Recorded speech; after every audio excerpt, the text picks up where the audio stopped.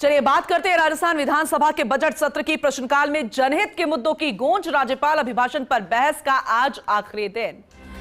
नेता प्रतिपक्ष टीकाराम जूली का होगा सदन में उद्बोधन। राज्य सरकार की ओर से बहस पर जवाब भी आएगा और तमाम अधिसूचनाएं रखी जाएंगी और मुख्यमंत्री भजनलाल शर्मा राज्य सरकार की ओर से जवाब देंगे। इंतजार रहेगा 5 बजे का, जब मुखिया भजनलाल शर्मा राज्य सरकार की ओर से जवाब देंगे। हमारे एसोसिएट एडिटर नरेश शर्मा लगातार हमारे साथ बने हुए हैं विधानसभा से। एक बार फिर से सीधा रुख उनका करेंगे। नरेश जी, अब तक का अपडेट जरा बताइएगा, क्योंकि तस्वीरें तो हम लगातार दिखा रहे थे अंदर के सदन की, लेकिन इंतजार है 4 बजे का और 5 बजे का, जब टीकाराम जूली अपनी बात रखेंगे और मुख्यमंत्री भजनलाल शर्मा राज्य सरकार की तरफ से जवाब पेश करेंगे।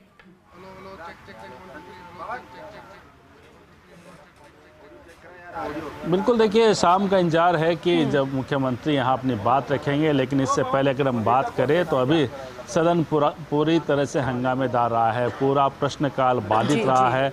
विपक्ष ने जम के नारेबाजी की है। वेल में आए पूरे 1 घंटे तक जो प्रश्नकाल चला था, उस दौरान विपक्ष के तमाम विधायक वो वेल में रहे, वहाँ नारेबाजी की और उसके बाद वेल में ही बैठ गए और रामधुनी करने लगे।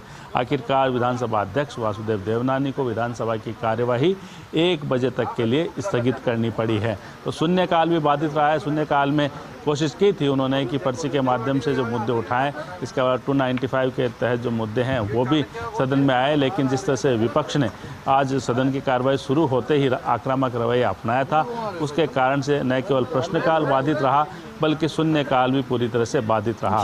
हालांकि विपक्ष की नारेबाजी के बीच स्पीकर ने प्रश्नकाल पूरा कराया, लेकिन सिर्फ जो कह सकते हैं निर्दलीय विधायक हो या सत्ता पक्ष के विधायक है वे ही प्रश्न पूछ पाए।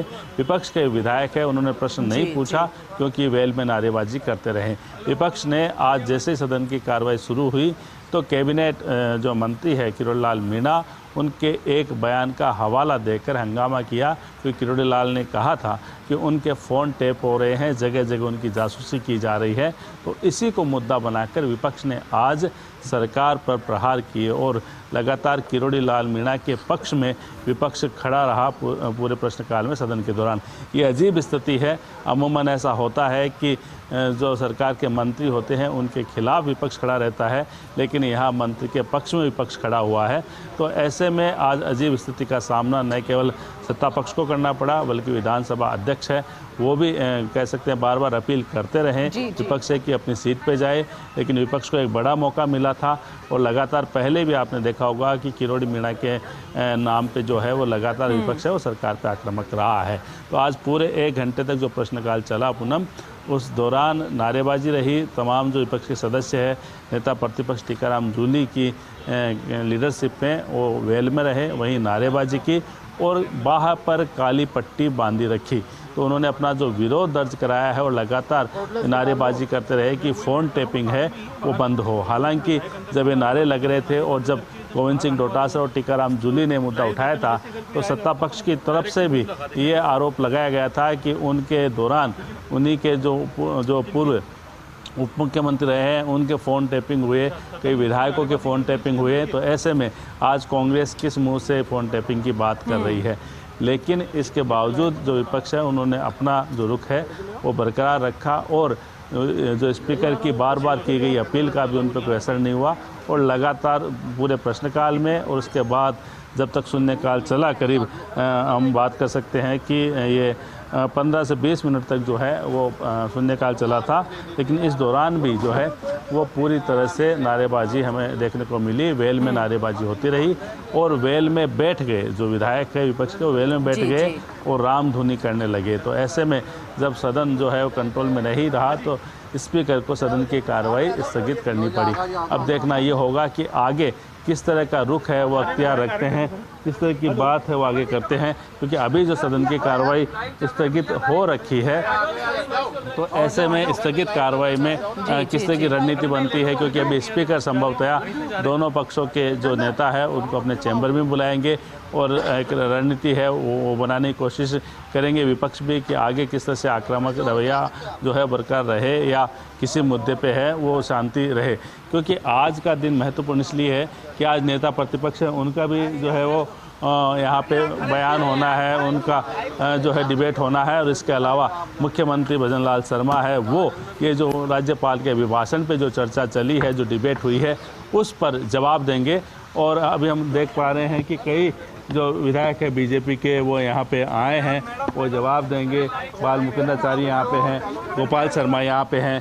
गोपाल शर्मा हमारे साथ जुड़े हैं, उनसे हम बात करते हैं। गोपाल शर्मा यहाँ पे जुड़े हैं, जो वरिष्ठ जो यहाँ बीजेपी के विधायक हैं, उनसे हम बात करते हैं। आज जो विपक्ष है उन्होंने पूरी तरह से हंगामा किया, किरोड़ी लाल मीणा के नाम को लेकर हंगामा किया कि फ़ोन टैपिंग हो रहे हैं। इस मुद्दे पे क्या कहना आपको? हमारा जो मुद्दा है वो लगातार जारी है और क्या इस पूरे मामले में अंदर 1 घंटे से लगातार मुख्यमंत्री के खिलाफ नारेबाजी हो रही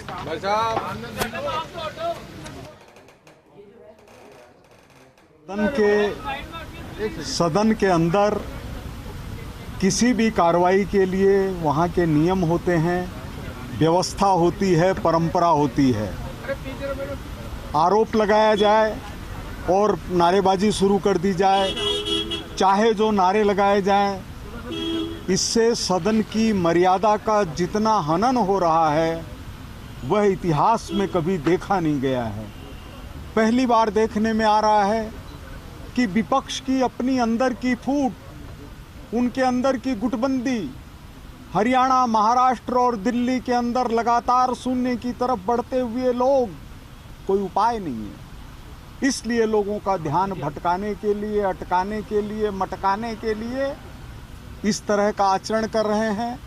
और ऐसे व्यक्ति को बीच में लाया जा रहा है जो खुद अवकाश पर हैं, जो आराम चाहते हैं, उनके आराम के अंदर खलल डालने का काम।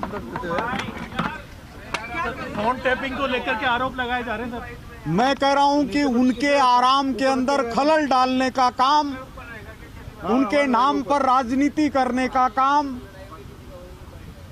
जिस व्यक्ति के ऊपर कांग्रेस ने इतने मनगढ़ंत आरोप लगाए, बेईमानी करके उनके परिवार को हराने की साजिश हुई, आज उनके नाम के ऊपर शिखंडी बनकर वोट मतलब आरोप लगा रहे हैं सरकार के ऊपर। फोन टेपिंग क्या प्रमाण है? क्या प्रमाण है फोन टेपिंग का? कांग्रेस के खिलाफ तो प्रमाण था, उनके खुद व्यक्ति कह रहे थे और आज भी कह रहे हैं, कोर्ट में कह रहे हैं, प्रेस कॉन्फ्रेंस करके कह रहे हैं। किसी के ऊपर कोई आरोप लगा दो, आकाश में कोहरा घना है, यह भी किसी की आलोचना है। ऐसे मनगढ़ंत आरोप लगाना यह लोकतंत्र के ऊपर कुठाराघात है। और तरस आता है ऐसे लोगों पर जो लोग रोज आपस में लड़ते हैं, एक साथ बैठ नहीं सकते, कभी याद नहीं आता है पूर्व मुख्यमंत्री जी और पूर्व उप मुख्यमंत्री जी कौन निकम्मा है, कौन आवारा है, कौन नकारा है, ये वो जाने।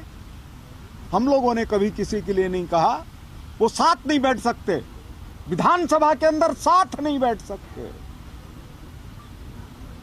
तो इस तरह के मनगढ़ंत आरोप लगाने का मतलब है विधानसभा की कार्रवाई के अंदर खलल डालना और लोकतंत्र पर कुठाराघात करना। लेकिन वैसा किरोड़ी जी तो खुद कह रहे हैं कि उनका फोन टेप हो रहा है, उन्होंने बयान मंत्री जी ने खुद ने कहा, और वो कह रहे हैं कि जगह जगह उनके पीछे जो है जासूस लगे, जासूसी की जा रही है। पता नहीं कह रहे हैं कि नहीं कह रहे हैं, पता नहीं कह रहे हैं कि नहीं कह रहे हैं। क्या कहना पर्याप्त है? क्या कहने का आधार किसी को दोषी बना देना है? क्या किसी के कह देने से कोई सजा हो जाएगी? प्रमाण की जरूरत पड़ती है, प्रमाण लाना पड़ता है। आप लोगों को ध्यान दिला दूं, एक बार कर्नाटक के मुख्यमंत्री को इसके कारण इस्तीफा देना पड़ा था, लेकिन सामने लिस्ट पेश की गई थी। ऐसे थोड़ी कहीं कोई आरोप लगा दो। उन्होंने तो पहले से इस्तीफा दे रखा है। देखिए, पहले से इस्तीफा दे रखा है या नहीं है, यह मान करके चलिए कि किरोड़ी लाल जी जैसा नेता अपने समाज के अंदर सदियों में पैदा होता है। किरोड़ी लाल जी साधारण व्यक्ति नहीं है। कांग्रेस ने उनको पीट पीट कर, कांग्रेस ने इमरजेंसी के अंदर उनको मार मार कर ऐसी स्थिति पैदा कर दी है। आप उनके दर्द को झांक करके देखिए, सर्दी के अंदर वो करवट भी नहीं बदल सकते, करवट भी नहीं बदल सकते। और किरोड़ी लाल जी जानते हैं, मैं भी गवाह हूं, कि किरोड़ी लाल जी का तो कांग्रेस की सरकार इनकाउंटर करना चाहती थी, इनकाउंटर करना चाहती थी। मैं प्रमाण के साथ कह रहा हूं, आप किरोड़ी लाल जी से पूछिए। कांग्रेस ने शिवचरण जी माथुर के शासन में तय किया था कि भाजपा के 2 विधायकों का इनकाउंटर किया जाए, एक किरोड़ी लाल जी और दूसरे हरीश शर्मा जी कोटा के। लेकिन भारतीय जनता पार्टी में भैरव सिंह जी शेखावत के सशक्त नेतृत्व के कारण यह साहस नहीं हो सका। किरोड़ी लाल जी से यह पूछा जाए कि क्या कांग्रेस उनका इनकाउंटर करना चाहती थी कि नहीं, क्या उनके लोगों पर गोलियां चली कि नहीं, क्या सारे बीजेपी के विधायकों ने जाकर के उनके थाने पर बैठकर उनकी रक्षा की कि नहीं। हमारे बहुत ही वरिष्ठ, हमारे मुख्य सचेतक, हमारे नेता आदरणीय जोगेश्वर जी गर्ग हैं। तो अभी तो आप सत्ता पक्ष से सुन रहे थे गोपाल शर्मा को, लेकिन विपक्ष की तरफ से भी रिएक्शंस आएंगे, क्योंकि हंगामे की भेंट चढ़ता हुआ आज का दिन, क्योंकि राज्यपाल के अभिभाषण पर वाद विवाद का आज आखिरी दिन था। फेज 1 खत्म हो चुका है, लेकिन बजट सत्र लगातार जारी, और ऐसे में आपको और भी